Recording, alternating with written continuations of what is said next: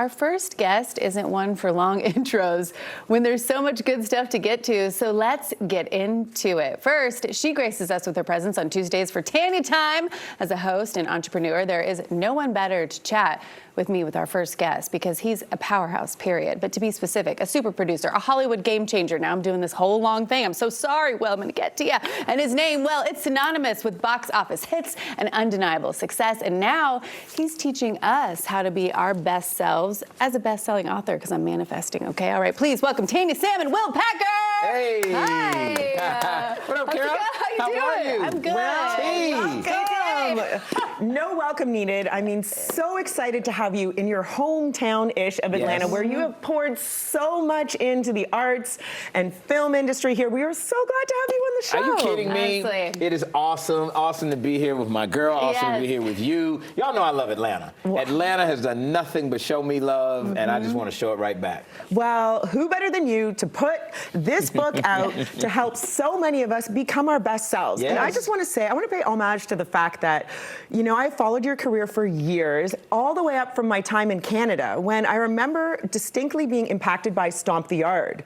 It taught me all about HBCUs, which we didn't really have in Canada, music, dance, and a lot of that from your journey is in this book, Who Better Than You? Yes. The art and arrogance of dreaming, the art of healthy arrogance and dreaming big. Yes, get arrogance in there. You got to get that in there. Well, this is the key, and I think Karen and I talked about this. Like, talk about the arrogance and what you mean by arrogance so people can really understand how that helps them. It's so important. To be clear, healthy arrogance is what we're talking about, okay? Not to be confused with toxic arrogance. There you go. Of which there is plenty, and we don't need any more of that.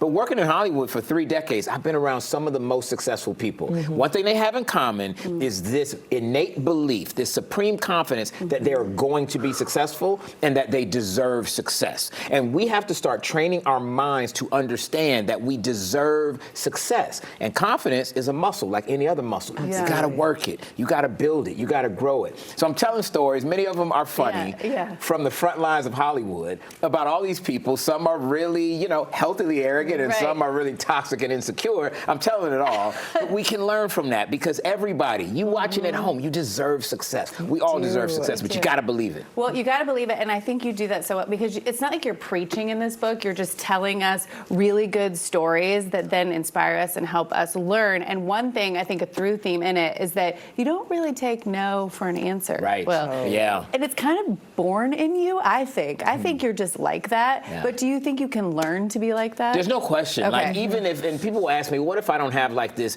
outsized personality that, you know, exudes confidence? And I said, that's okay. Everybody does it.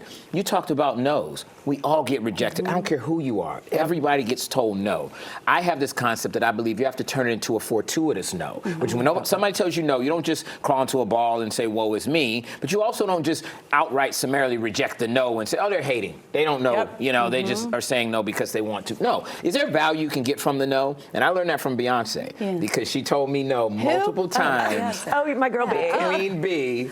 And so but she was gracious enough to allow me to go back to her and tell me why she was saying no. It was when I wanted her to be in my movie Obsessed. Right, but you tell that story in here, and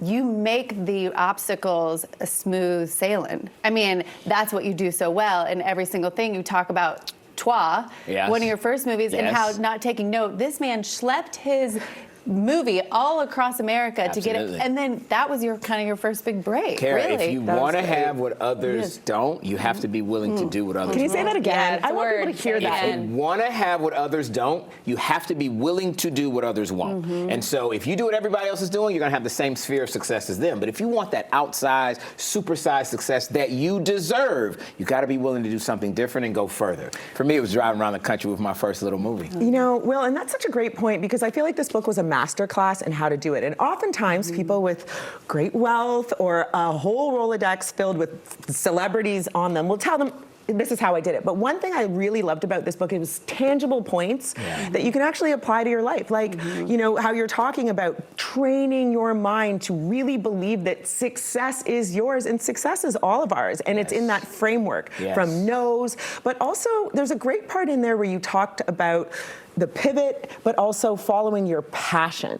Talk to us about how your passion, whatever it may be, can be your big break. No question. And by the way, you don't have to already have identified what your passion is. People say that to me all the time. I don't know what it is I want to do, especially our younger generation. I haven't found my passion yet, so I'm just going to wait and I'm going to kind of meander. And I go, no. You got to go hard right now, even if you don't have your passion. I actually didn't have a passion in filmmaking, guys.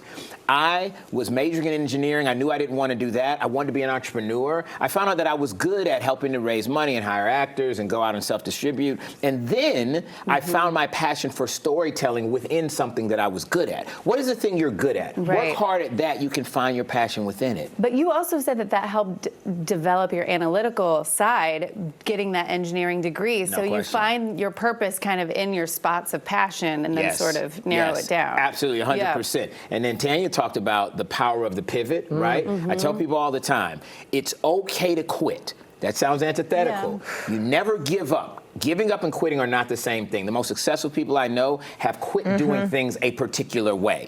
It may not be working to do it one way, so you got to pivot. The power of the pivot is yours because you control it. You decide when you want to pivot. So you can pivot, never give up. But you can quit doing things a certain way to find another way to get to your passion. Yeah, I love that's that. good. Well, that's really good. Are you still dreaming? Are you still... What? Yeah. The moment we stop dreaming is the moment that it's over, right? And the word satiation to me sounds like satisfied. Sounds like you've had enough. I'll never have enough. And it's not just about like acquiring things. It's about living life. It is about making sure that you're constantly working towards even greater success and happiness. I want to talk in this book about how you can manifest a blockbuster life, which is not just about material success. It's about being happy. We all deserve that. But you got to be willing to go the extra mile to go and get it. And so that's one of the things I've learned. I can't believe I've been doing this 30 years, working with all the people I have. But I wanted to share some of these lessons and do it in a really kind of fun, digestible way. Yeah. Well, we're so glad that you did. This book was incredible. And one thing I will say about reading this book,